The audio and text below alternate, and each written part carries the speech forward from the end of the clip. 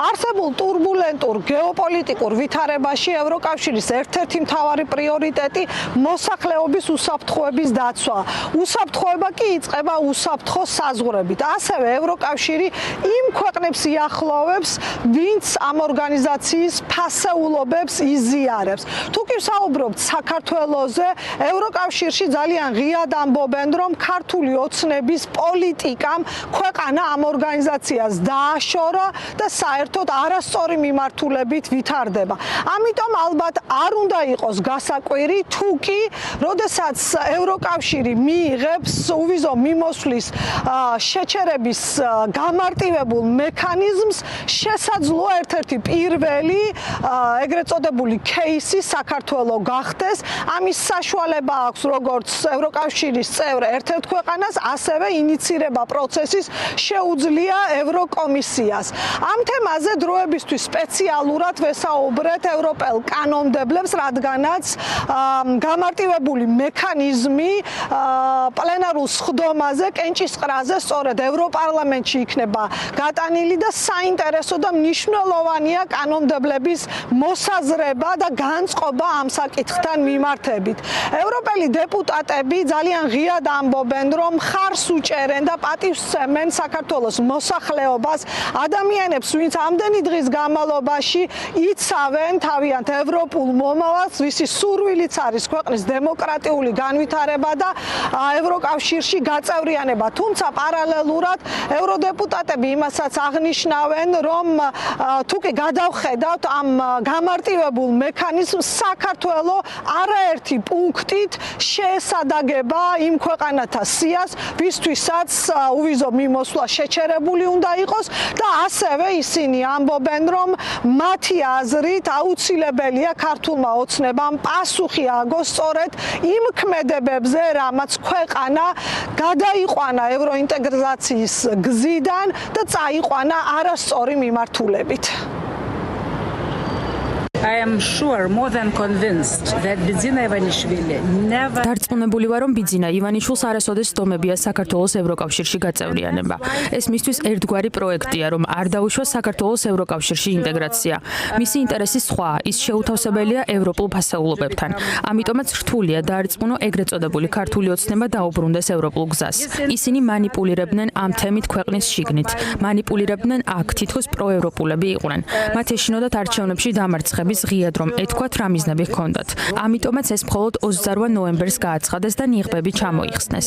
ხალხი ქუჩაშია და მხოლოდ მათ შეუძლიათ სიტუაცია შეცვალონ და ამიტომ სულ ვამბობ და ჩვენს რეზოლუციებშიც დაფიქსირებულია, რომ ამ პრობლემის გადაჭრა ახალ არჩევნებს შეუძლია.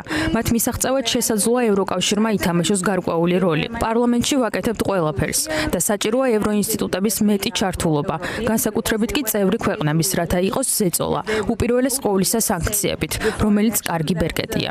Most worrying developments with which Georgia is using judiciary and criminal. ყველაზე შემაშფოთებელი საქართველოში არის კრიმინალური მეთოდები და სასამართლოს გამოყენება ოპოზიციის, სამოქალაქო საზოგადოების და იმ მოქალაქეების გაჩუმების მცდელობა, ვინც არ ეთანხმება მოქმედ მმართველებს. ეს არის რეალურად სწრაფი გზა დაშორდნენ კანონის უზენაესობას და დემოკრატიის ყველა ძირითად პრინციპს.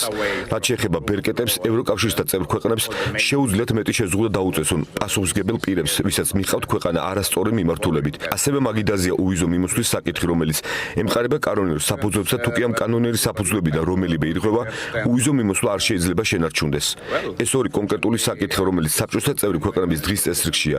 თუ გადახედავთ სოფლიოს, ნახავთ, რომ უვიზო რეჟიმი ევროკავშირის მხოლოდ იმ ქვეყნებთან აქვს, რომლებიც მისდევენ კანონის უზენაესობას, დემოკრატიას, რადგან ეს არის ამოსავალი უვიზო რეჟიმის დაწესებისას. ჩვენ შეგვიძლია ვთქვათ, რომ ჩინეთში ძალიან კარგი ხალხი ცხოვრობს, მაგრამ როცა რეჟიმი არსებს პატივს კანონის უზენაესობას, არ არსებობს შანსი მათთვის უვიზო მიმოსვლის დაწესების. ასე რომ კარგი ადამიანები სოფლიოს ყველა ქვეყანაში შეიძლება ნახოთ, მაგრამ უმეტესობას არ აქვთ უვიზო მიმოსვლა ევროკავშირთან, რადგან მათი ხელისუფლებები და პოლიტიკა არსებენ პატივს კანონის უზენაესობას და დემოკრატიას. ასე რომ იგივე პრინციპია საქართველოსთან მიმართებაშიც. ძალიან ბევრი კარგი და დემოკრატიულად მოაზროვნე ხალხია საქართველოში, მაგრამ თუ კი ხელისუფლება სხვა პოლიტიკა გააჩნია, მაშინ რაზეა საუბარი? ეს კანონის ბაზას ეყრდნობა და არა სხვა რამეს. ევროკავშირს ორი მნიშვნელოვანი რამის გაკეთება შეუძლია. ერთი რაც ყველამ კარგად ვიცით და ჯერ არ არის მიღებული ყველა წევრ ქვეყანაში ეს მიზნობრივი სანქციებია. მათთვის ვინც ძალადობაშია დამნაშავე, ვინც მიიღო შემზღუდავი კანონები, ვინც ძალაუფლებაშია და ქვეყანა მიყავს რუსეთისკენ. და მე ვფიქრობ, რომ ჩვენ ვიცით, ვინ არის ეს ხალხი და ფაქტი, რომ უნგრეთი და სლოვაკეთი ბლოკავს ამ გადაწყვეტილებას, არ უნდა იყოს დაბრკოლება, რადგან წევრ ქვეყნებს შეუძლიათ ეროვნული სანქციების დაწესება, რაც ვნახეთ ბალკანეთის ქვეყნების შემთხვევაში. ეს ერთი და ძალიან მნიშვნელოვანი ბერკეტია. მეორე დამოუკიდებელი თავისუფალი მედია, ისინი რთულად, მაგრამ აკეთებენ თავიანთ საქმეს. ჩვენ გვაქვს გამოცდილება, მაგალითად ბელორუსის შემთხვევაში. ან თუნდაც რუსი დამოუკიდებელი ჟურნალისტები, რომლებიც მუშაობენ ევროპიდან, თუ კი ისინი ვერ ბრუნდებიან ქვეყანაში. საფრთხეა მათთვის. ევროკავშირს აქვს საშუალებები დაეხმარონ მათ ფინანსურად, ან თავშესაფრის მინიჭებით, რადგან მათ უნდა იმუშაონ. ქართველებმა უნდა იცოდნენ რა ხდება. ორშაბათს კი ევროკავშირის წევრი ქვეყნების პირველი დიპლომატები ბრიუსელში საბჭოს სხდომაზე შეიკრიბებიან და დღის წესრიგის მიხედვით მიმდინარე საქმეების ბლოკში საქართველოზეც იქნება განხილვა.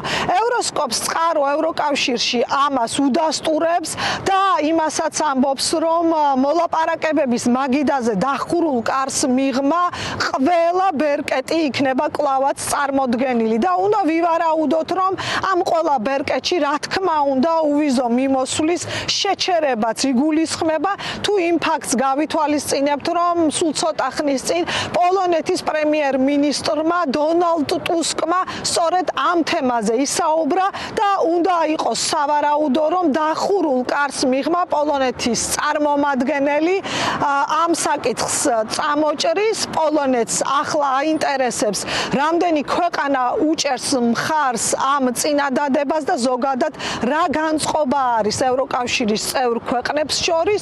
გარდა ამისა, წყარო ევროსკოპს ეუბნება, რომ ევროკავშირის საგარეო უწყების და კონკრეტულად კაია კალასის მთავარი მიზანი მაინც არის ის, რომ მოხერხდეს ერთიანობა ევროკავშირის შიგნით და იქნეს მიღწეული გადაწყვეტილება ეგრეთ წოდებულ თარგეტირებულ სანქციებთან დაკავშირებით.